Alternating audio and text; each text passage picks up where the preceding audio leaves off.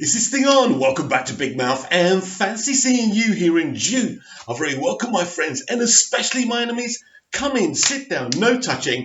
I don't do the touching. Hello and welcome back to Big Mouth. And if you're feeling charitable, smash a subscribe on the subscribe button. And if you really think I look pathetic and terrible and ugly, hit the like button. And if you really think I'm just a lost cause, pop over to my Twitter at Movies TV Mad, and welcome to the dceu Extra.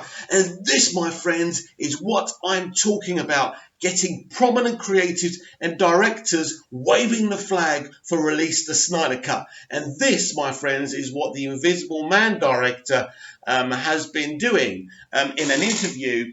Now, this is a brilliant article from Newsweek by Shiraz Faruqi, a very, very big supporter of Zack Snyder and released the Snyder Cut. So let's give it a read. Invisible Man director says it's terrible that we haven't seen the Snyder Cut of Justice League. Invisible Man director Lee Whannell has chimed in on the fan-fueled controversy surrounding Zack Snyder's cut of Justice League. The horror filmmaker said he thinks it's a terrible thing that there's an alternate version of the troubled 2017 blockbuster somewhere, and really that there are ever multiple cuts of movies. Hang on, let's say that again. Version of the troubled 2017 blockbuster somewhere, and really that there are ever multiple cuts of movies. That doesn't even make any sense, but basically there's always multiple cuts of movies, right? Let's be clear about that. Anyway, while doing an interview with Real Blend podcast, Whannell was asked about the Snyder Cut, which is the nickname that fans and audiences have given to the unreleased version of the DC Extended Universe crossover film. To me, I never want to have another cut sitting somewhere that competes with the original cut, Whannell said. I guess what I'm saying is whatever circumstances created that cut, whatever horrible circumstances are totally understandable for me. Personally, I would always view it as a terrible thing that there was an unseen cut of the film. Again, to clarify, normally there are multiple cuts of films and you choose the one that you think's best. This didn't happen with Justice League, clearly. Over the past several months, Snyder's version of Justice League has gotten more buzz. In November 2019, the hashtag released the Snyder Cut trended worldwide with over 500,000 tweets feeding into the idea that there's a fan-led campaign to get Snyder's original vision out to the world. Stars from the film, including Ben Affleck, Gal Gadot and Jason Momoa, have also been firm in the support of the director. Yes, that's great, but we need more than that. This director of Invisible Man is a great start. Affleck recently spoke about releasing Snyder's cut of the film to Cinema Blend. Zack was like, hey, we've been through this before, but we'll read it again. Zack was like, hey, they are doing this thing. And I said, Zack, I love you and I support you. However, I can help you. I do think that movie, having two directors is a very weird thing, Affleck said. And for Justice League, the director had a family tragedy. So you have a kind of cow's body with a horse's head a little bit. With two directors, a lot of times, for better or for worse, I do think Zack's cut should be available.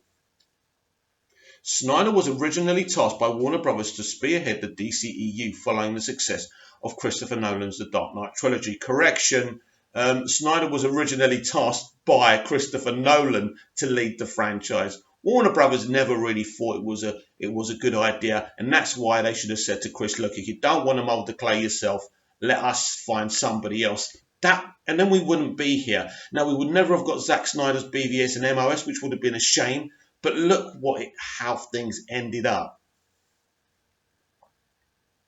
The Dark Knight trilogy. The director went on to make 2013's Man of Steel, 2016 Batman v Superman Dawn of Justice. In early 2017, though, Snyder had to leave the Justice League project in the middle of post-production, following the suicide of his daughter. The studio brought in Avengers director Joss Whedon to finish the film and lead extensive reshoots. The results ultimately led to a critical and commercial flop and an ongoing conversation about the original version of the film. That sort of debate seems to be exactly the kind of thing that Whannell lamented in his interview with Real Blend. Talking more generally, the Invisible Man director suggested that directors shouldn't be in a position to have to release a director's cut of their work. He's correct. Over the years, you'll see this thing where it's like James Cameron releases the director's cut of Aliens, and then he'll introduce it. When you watch it, he comes on the screen and he says, This is the way I always intended people to watch Aliens. And my first fault is that's nuts. Don't have one definitive version of the movie. I hate this idea that we miss out on the version he wanted us to see. And that, my friends, is the article. Now, what the director of The Invisible Man is trying to say, that you should always release the best cut of the film from the off. But of course, this is not how the real world works, right? The real world works, this is it.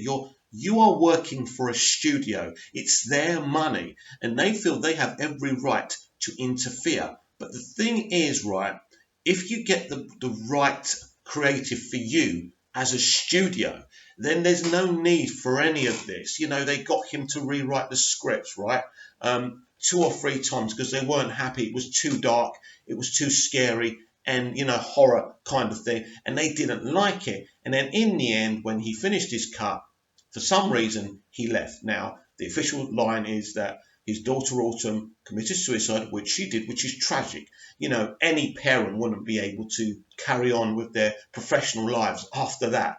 That's understandable. But it just seemed to me that this was just a convenient reason, you know, convenient spin why he walked away. And we know that. This is old news. So what I believe going forward for all studios, especially Warner Brothers and Lucasfilm, who have especially had issues with this situation, is pick your creatives very carefully. Be happy with the kind of creatives you've got. If you want to make a film by committee, you get a certain kind of specialist director in who doesn't really mind you telling him or her how to make the movie. But if you want someone to come in and create a vision and mold the clay, you bring in a Snyder, you bring in a Nolan, and you let them do the job.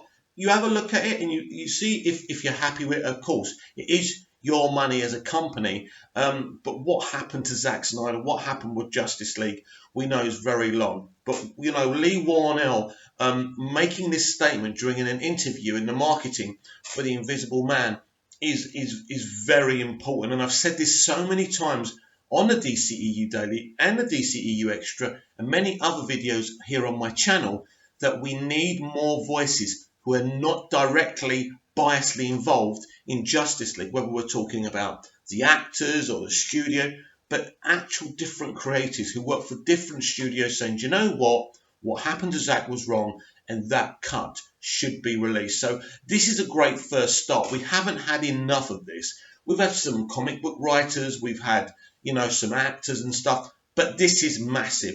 I think this is the first time that someone outside of the studio has actually said something. And I think, you know, all the power to him, because I won't be going to see his film, The Invisible Man, because literally it's basically just this film that's nothing to do with The Invisible Man.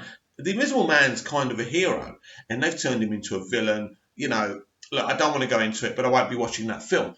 But this is great by the director, and this is great to hear, and this excites me. This is more like it. This is what we need as a movement, not boring on about how Warner Brothers were going to cut a scene from Wonder Woman, not boring on false claims about Birds of Prey being a flop or this or that, or going, you know, making, you know, calling Jeff Johns names. They don't get us anywhere. But a director, unrelated from the studio, unrelated from the picture that we're pushing to see, saying that this film should be released, that there should never be a superior cut of a film that's not released. This is pure liquid gold. It's very exciting and it's very promising. And I want you to tell me what you think about this. Are you excited that this director has come out and backed Zack? I am, and I think this could be the beginning of the domino effect that finally gets us to see the Snyder Cut. Comment down below, like, share and subscribe, share the video, share the channel, and I'll be back tomorrow talking more DCEU, more DC. Don't miss it.